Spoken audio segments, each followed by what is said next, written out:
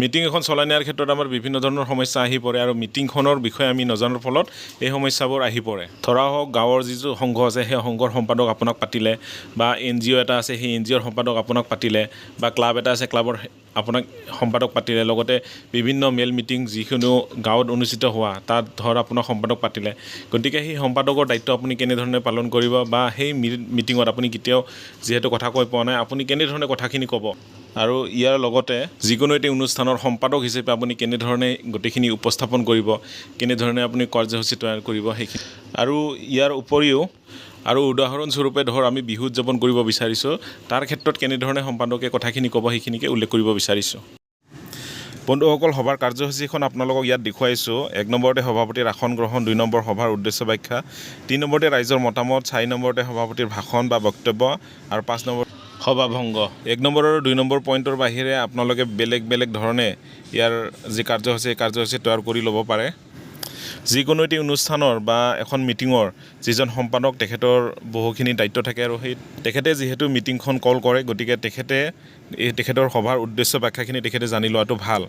গতিকে তেখেতে পোনপ্ৰথমে যেতিয়া আৰম্ভ কৰিব তেখেতে ক'ব, সকলোকে প্ৰীতি আৰু শুভেচ্ছা জনাইছোঁ, সকলোকে নমস্কাৰ। আজিৰ সভাখন আমি আৰম্ভ কৰিবলৈ লৈছোঁ। প্ৰত্যেক বছৰৰ দৰে এইবুলিও আমি বহাগ বিহু উদযাপন কৰিবলৈ লৈছোঁ আৰু এই যিটো বহাগ বিহু সেই বহাগ বিহুৰ যিটো প্ৰস্তুতি সম্পৰ্কে আমি কেইটামান টপিকৰ বিষয়ে আমি আলোচনা কৰিম এই মিটিঙত। কিন্তু তাৰ পূৰ্বে আজিৰ যিখন সভা সেই সভাখন চলাই নিয়াৰ কাৰণে আমাৰ সভাপতি ডাঙৰীয়াক সভাপতিৰ আসন গ্ৰহণ কৰিবৰ কাৰণে অনুৰোধ জনালোঁ। উদযাপন সমিতিৰ যিজন সভাপতি সেই সভাপতিৰ নামটো আপোনালোকে কৈ দিলে।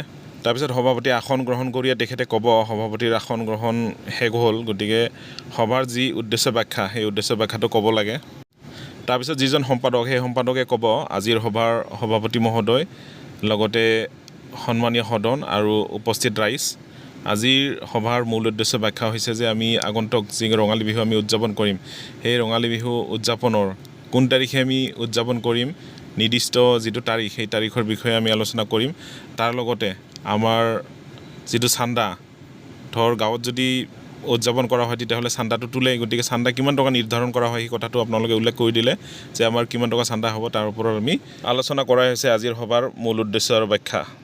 বা উদ্দেশ্য ব্যাখ্যা বেলেগ বেলেগেও হ'ব পাৰে। আপোনালোকে ধৰ যদি বিহু পাতে, বিহুত ধৰ কেইটা দল মাতিব সেইটোও হ'ব পাৰে, যে এইবাৰ আমি কেইটা দল আমি আমাৰ বিহুত তেখেতসকলক নিমন্ত্ৰণ কৰিম, সেইটো হৈছে আমাৰ আজিৰ সভাৰ মূল উদ্দেশ্য ব্যাখ্যা, সেইটোও ক'ব পাৰি। মানে বিভিন্ন ধৰণৰ উদ্দেশ্য ব্যাখ্যা হ'ব পাৰে। তাৰপিছত সভাপতি ক'ব যে এইবাৰ আছে ৰাইজৰ মতামত, গতিকে সকলোৱে মূল উদ্দেশ্য ব্যাখ্যা জনাৰ পিছত ৰাইজৰ মতামত বিচাৰিব সভাপতিয়ে। গতিকে এজন এজনকৈ কৈ থাকিব ৰাইজৰ মানুহে কিমান কি হ'ব লাগে, কিমানটা দল মাতিব বা তেখেতসকলৰ চান্দা কিমান হ'ব লাগে বা কোন তাৰিখে তেখেতসকলে বিহু উদযাপন কৰিব। যোৱা বছৰ বৰষুণ দিছিলে ইমান তাৰিখে, তো নেক্সট এইবাৰ কোন তাৰিখে পাতিলে ভাল হ'ব, এনেকুৱা ধৰণৰ মন্তব্যবিলাক হৈ থাকে। খুব ধুনীয়াকৈ ৰাইজৰ মতামত হৈ যোৱাৰ পিছত যিজন সভাপতি সেই সভাপতি তেখেতৰ বক্তব্য দাঙি ধৰিব, তাৰপিছতে সভাখন ভংগ হ'ব। গতিকে এখন সভা যিজন সম্পাদক তেখেতৰ বহুখিনি দায়িত্ব থাকে আৰু সেই দায়িত্ব হিচাপে তেখেতে গোটেইখিনি পালন কৰিব লাগে। তেখেতে আগতীয়াকৈ সভাখনত যিখন কাৰ্যসূচী সেই কাৰ্যসূচীখন তৈয়াৰ কৰিব লাগে। তাৰ লগতে যি সভাৰ উদ্দেশ্য আছে, উদ্দেশ্যৰ ব্যাখ্যা তেখেতে সেইখিনি জানি ল'ব লাগে বা তেখেতে কি পইণ্ট ৰাখিব, মেইন উদ্দেশ্য কি হ'ব সেইখিনি তেখেতে জানি ল'ব লাগে। আৰু মিটিংখন সুন্দৰভাৱে চলাই নিয়াত তেখেতৰ বেছিকৈ গুৰু দায়িত্ব আছে।